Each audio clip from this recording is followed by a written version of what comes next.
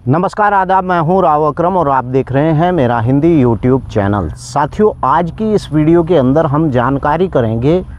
कि अपनी भूमि को कब्जे से कैसे बचा सकते हैं और साथ ही बात करेंगे लिमिटेशन एक्ट 1963 के जो है धारा 64 के बारे में जानकारी करेंगे। अगर कोई व्यक्ति किसी व्यक्ति की भूमि पर कब्जा कर लेता है तो 12 साल के बाद क्या होता है। तो चलिए वीडियो को विस्तार से शुरू करते हैं, क्योंकि ये वीडियो आपके लिए अहम होने वाली है और हर जगह पर इसी प्रकार के मुद्दे मिलते हैं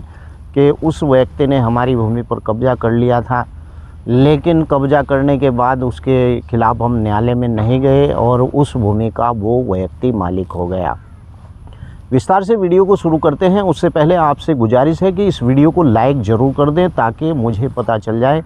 कि आप लोगों ने इस वीडियो को पूरा देखा है और आपके लिए मैं और भी अच्छी वीडियो बनाऊंगा। बस वीडियो के नीचे आप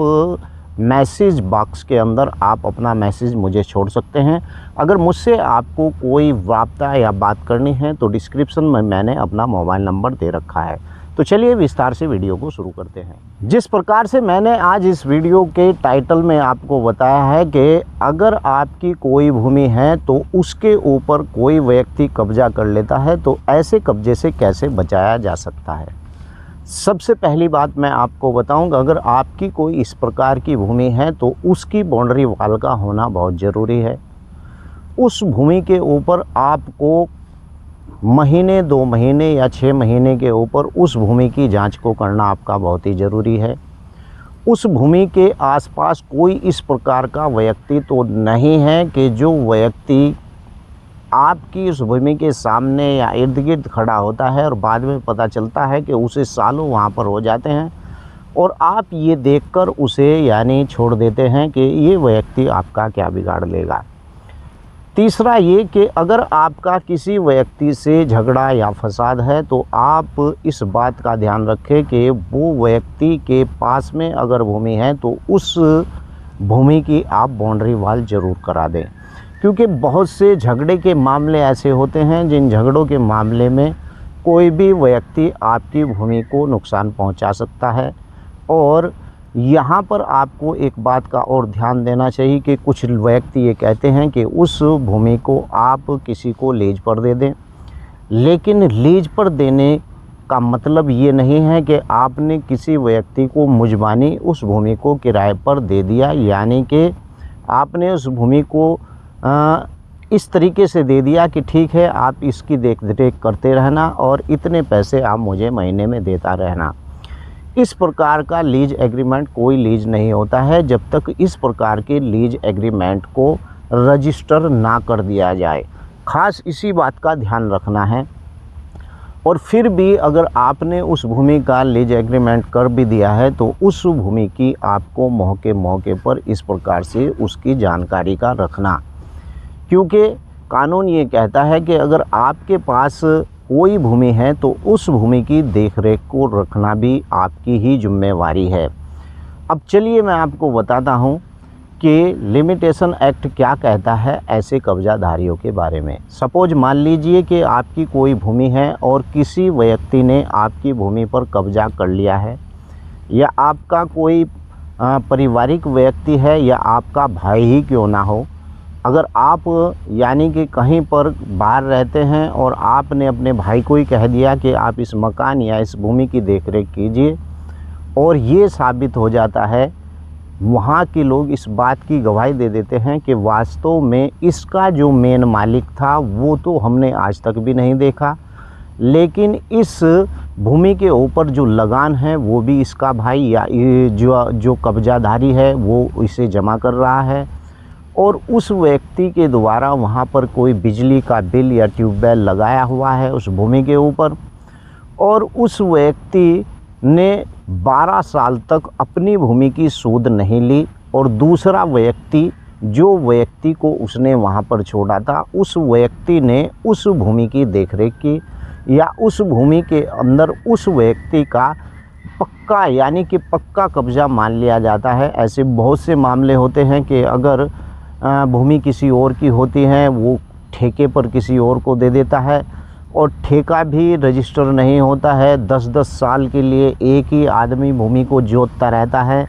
आने वाली नस्ल या आने वाले जवान युवक इसी बात को सोचते हैं कि ये भूमि फला व्यक्ति है कि है। तो इस प्रकार के मैटर के अंदर अधिकतर कब्जों की शिकायत ज़्यादा होती है।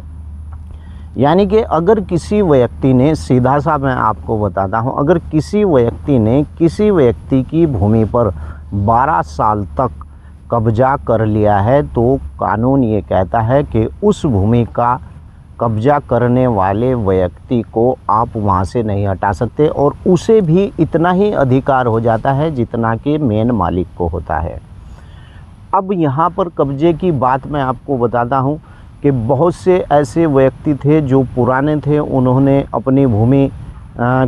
यानी कि गांव के अंदर किसी व्यक्ति को दे दी और वो व्यक्ति शहर के अंदर रहता है और आज तक उस गांव के व्यक्ति को इस बात की जानकारी नहीं होती है कि ये भूमि किसकी है। और साल दर साल उस भूमि के ऊपर जो व्यक्ति खेती करता चला रहा है वही उसका मालिक हो जाता है।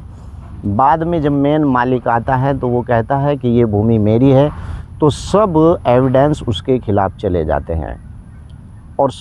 अगर वो उसके खिलाफ़ 12 साल के बाद मुकदमा करता है तो वापस प्रतिकूल कब्जे का मुकदमा कब्जाधारी उस व्यक्ति के खिलाफ़ कर सकता है। और उसे क्या साबित करने होते हैं, अगर कब्जाधारी है उसे साबित करना होता है कि किस डेट से उस भूमि के ऊपर वो काबिज है, और उसे साबित करना होता है कि उस व्यक्ति के द्वारा पक्का निर्माण कब्जा किया हुआ है और साथ ही उस व्यक्ति को कि जो भूमि पर कब्जा था उस व्यक्ति ने वहाँ पर बिजली का बिल या इस प्रकार का कोई एविडेंस है जो उस से ये साबित करता है कि वाकई ये पिछले 12 सालों से इस भूमि के ऊपर काबिज है। अगर इस प्रकार के एविडेंस वो उस व्यक्ति के खिलाफ़, मेन मालिक के खिलाफ़ 12 साल के बाद अगर जाता है तो उसे भी इतना ही अधिकार हो जाता है जितना कि मेन मालिक को होता है। कब्जे से बचने के लिए मैंने आपको इस वीडियो के अंदर बहुत सी अहम पॉइंट बताई, क्योंकि कानून के अंदर अगर किसी व्यक्ति से आप समझेंगे तो वो बहुत लंबी बात बताएगा, लेकिन मैंने इस वीडियो में आपको शॉर्ट बात बताई क्योंकि गांव के अंदर अधिकतर इसी प्रकार से चलता है। और आप मुझे बताना कि जो मैं बता रहा हूँ कि इसी प्रकार के खासकर कब्जे गांव के अंदर चलते हैं। मान लीजिए एक व्यक्ति का मुझे कॉल आया था, उसने कहा कि अकरम भाई गांव के अंदर आबादी की भूमि थी, वो भूमि हमारी थी, लेकिन उस भूमि के ऊपर हमारे किसी परिवार के या किसी व्यक्ति ने कब्जा कर लिया है। अगर उस व्यक्ति के खिलाफ़ आप 12 वर्ष तक न्यायालय के अंदर शरण नहीं लेते हैं तो वास्तव में उस कब्जाधारी को भी इतना ही अधिकार है जितना कि मेन मालिक को हो। और आपको बता दूं कि लिमिटेशन एक्ट 1963 की धारा 65 इसी बात को कहती है, प्रतिकूल कब्जा करने वाले व्यक्ति को भी उस भूमि का मालिक यानी समझा जाता है अगर 12 साल हो जाते हैं। मान लीजिए कि मेरी ये भूमि है और इस भूमि के ऊपर किसी व्यक्ति ने कब्जा कर रखा है और मुझे इस बात की जानकारी है, मेन मालिक को इस बात की जानकारी है कि उस व्यक्ति ने मेरी भूमि पर कब्जा कर रखा है और मैं 12 वर्ष तक उस व्यक्ति के खिलाफ़ या तो अपने अंदर ताकत है उसे हटा दो, अगर अपने अंदर इस प्रकार की ताकत नहीं है तो 12 वर्ष होने से पहले आप उस व्यक्ति के खिलाफ़ न्यायालय में जा सकते हैं। अगर 12 वर्ष के बाद आप जाओगे तो आपको कुछ हासिल नहीं होगा, क्योंकि 12 वर्ष की वो कब्जाधारी वहाँ पर आपके सभी एविडेंस दिखा सकता है और आपको उस मुकदमे से डिसमिस होना पड़ेगा। अब यहाँ पर एक बात और जानी थी कि लिमिटेशन एक्ट, अगर आपकी मेन ज़मीन है यानी आप खुद उस ज़मीन के मालिक हैं तो 12 साल की अवधि है, लेकिन अगर किसी व्यक्ति ने सरकारी भूमि पर कब्जा कर रखा है, यहाँ पर ध्यान देने वाली बात है कि अगर वो भूमि सार्वजनिक उपयोग के हित की नहीं है तो अगर किसी व्यक्ति ने कब्जा कर रखा है, चाहे वो प्रति की भूमि हो, इस प्रकार की भूमि है जो सार्वजनिक उपयोग की में नहीं लाई जाती है, सार्वजनिक उपयोग की जो भूमि है उनके ऊपर मैंने बहुत सी वीडियो बना रखी है, आप मेरे चैनल में जाकर देख सकते हैं। अगर 30 साल के लिए कब्जा करता है और वहाँ से वो साबित कर देता है तो उस सरकारी भूमि का मालिक भी वही हो जाता है जो कब्जेदार होता है।